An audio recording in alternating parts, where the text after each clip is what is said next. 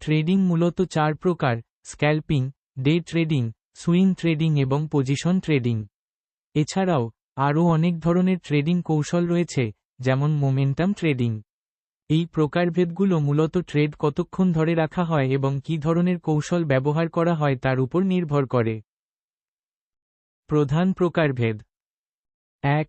Scalping, খুব অল্প সময়ের জন্য, কয়েক সেকেন্ড থেকে কয়েক মিনিট, ট্রেড ধরে রাখা হয় এবং ছোট ছোট লাভের লক্ষ্য থাকে।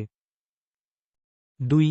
ডে ট্রেডিং, একই দিনে একটি আর্থিক উপকরণ কিনে আবার বিক্রি করাকে বোঝায়, অর্থাৎ দিনের শেষে কোনো পজিশন খোলা থাকে না। এটি ইন্ট্রাডে ট্রেডিং নামেও পরিচিত। 3. সুইং ট্রেডিং, কয়েক দিন থেকে কয়েক সপ্তাহের জন্য পজিশন ধরে রাখা হয় এবং একটি নির্দিষ্ট সুইং বা প্রবণতা থেকে লাভ করার চেষ্টা করা হয়। এবং 4.